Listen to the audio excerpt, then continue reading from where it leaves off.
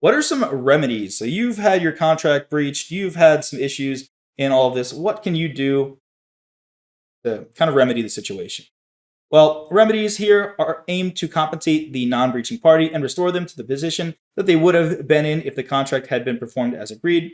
Various remedies are available depending on the specific circumstances of the breach. Now, I would say a good example to think of in this case is I got to take my car into the shop to get the brakes fixed, and they mess up the brakes. They make them even worse, or they mess up the engine, something like that. That would be a great example to think of as we run through all of these. Generally, we're not going to have punitive damages, as we'll see. We're not going to the courts aren't going to punish the dealership. They're just going to get the mechanic or whoever it is to get your car to the position it would have been in otherwise if those damages hadn't been done. That also may include paying you because maybe you couldn't drive to work at that point because it was past the time that they promised they'd get you the car. Not to go into too much specifics, but whatever it takes to get you to the position you would have been in if they didn't harm you.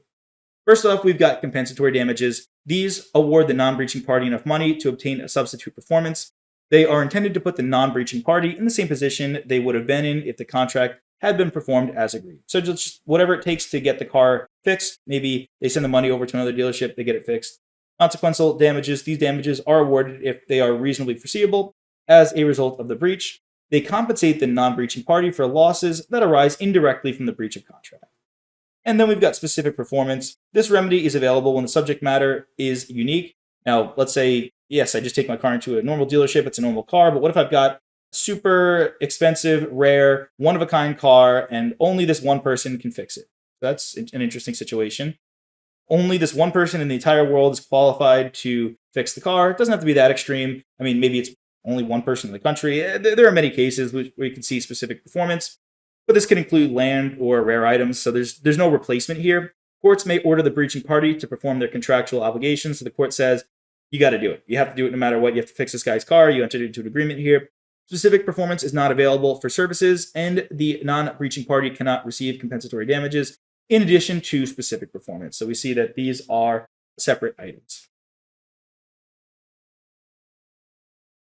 All right, we got some more. We got liquidated damages. These damages are agreed upon in the contract and are enforceable if they are reasonable in relation to the harm caused by the breach and do not constitute a penalty. Again, we're not trying to do punitive damages. We're not trying to have penalties here.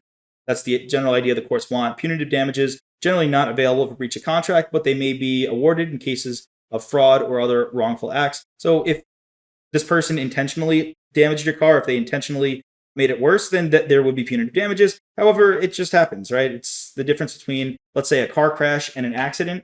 An accident is a pure accident. It just happens. However, if someone was on their phone, I would call it a car crash because they did not obey the rules of the road. So that would be different there. Rescission or cancellation. This remedy restores the parties to their former positions before the contract was made.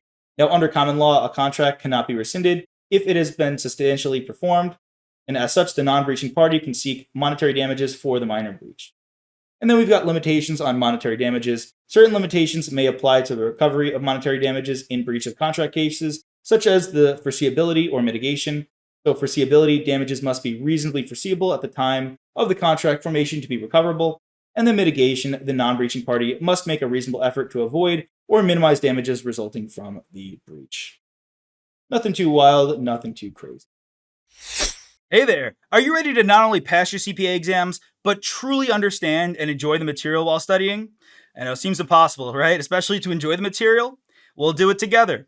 Tap into the power of CPA.examprep.ai, where we've got personalized quizzes, multiple choice questions, memorization guides, flashcards, simulations, all tailored to your learning.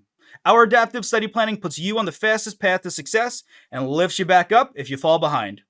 Avoid wasting your precious time and money attempting an exam with a low chance of passing, because who wants that? We want to get you through this process as quick as possible. Our exam readiness prediction lets you walk in with confidence, knowing that you're prepared for success on exam day. Thankfully, there's no payment method needed to get started, so why don't you come join us? Visit cpa.examprep.ai and let's achieve your exam success together.